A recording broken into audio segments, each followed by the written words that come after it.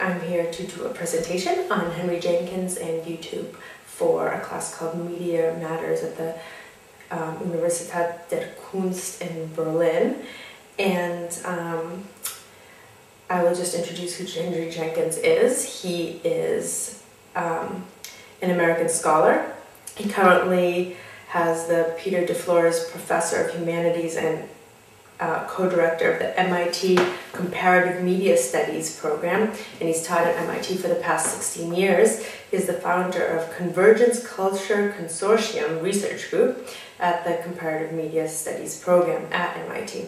He was born in 1958 in Atlanta, Georgia, and he is one of the first scholars to seriously study the effects of the audience participation in media culture. He is recognized as an influence and an expert in this, and most of the information that I have here I actually got from Wikipedia and the internet and from his talks on the internet, which is interesting because I'm putting it back up on the web, so it's all there. And anyways, in his older text, he argues that the boundary between the text and the reader is broken down. And it's not really deconstructed, but rather it has grown into fan cultures. He says that fan genres grew out of openings and excesses within the text that were built on and stretched. For example, you can think about Star Trek and all the little pirate things that people make comics and homoerotic literature about the members of the cast, and that grew out of fandom from Star Trek. Anyways, more recently, Jenkins' research has focused on the concept of media convergence. He argues that understanding how people relate to media forms how people look at contemporary culture and tap into and combine different forms of media to better understand the relationship between media forms.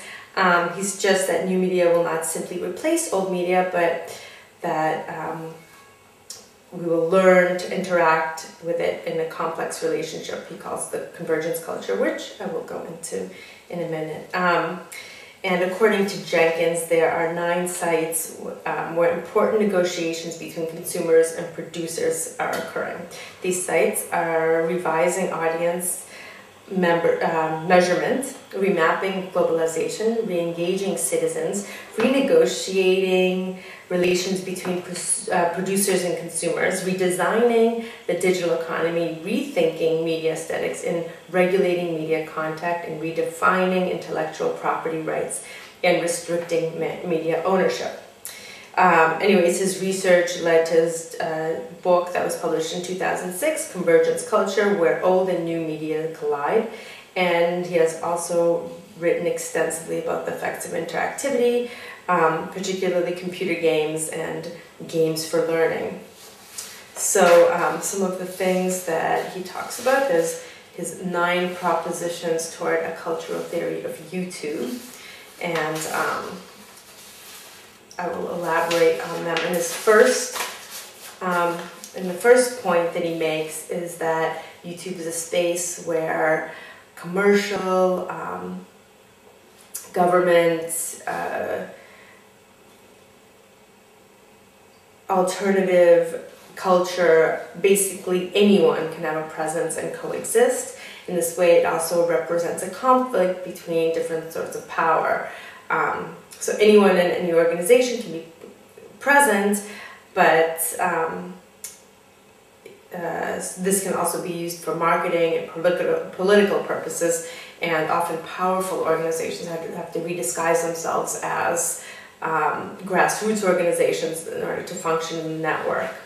So that's the one point. And then another point he makes, he very clearly articulates about Web 2.0 technologies, and says that he doesn't believe that they generate participatory culture, but rather that that the growth of participatory culture is what paved the way for the appearance of this, things like YouTube and Flickr and MySpace. And in case you do not know, Web 2.0 technologies refers to a trend of web design and development.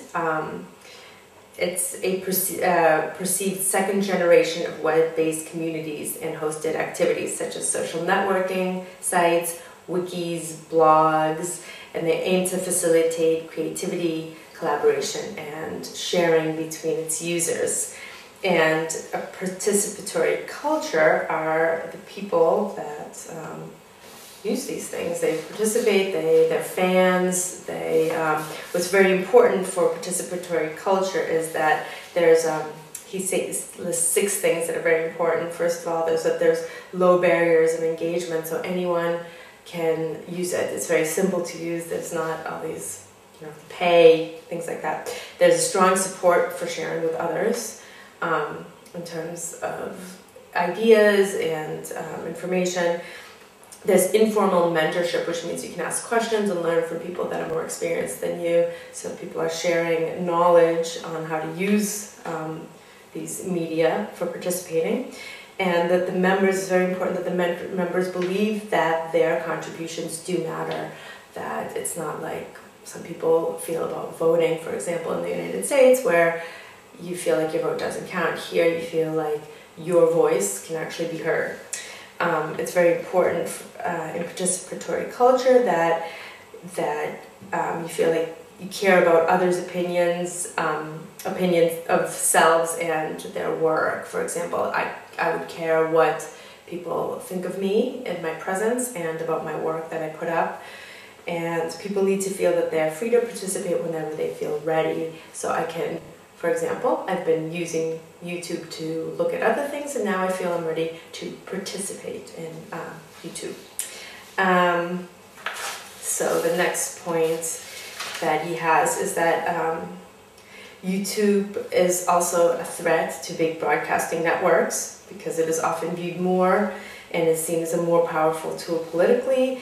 For example, he gives the example of Stephen Colbert's appearance on the Washington Press Club dinner, where he was invited as a guest entertainer. He's actually from the Comedy Central. He's a personality there. He does the news.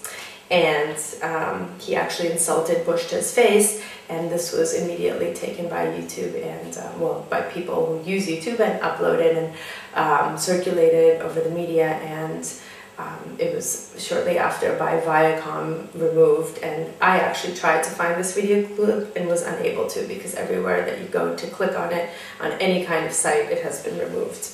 So, yeah, obviously even the broadcasting systems admit to its power of politically and socially.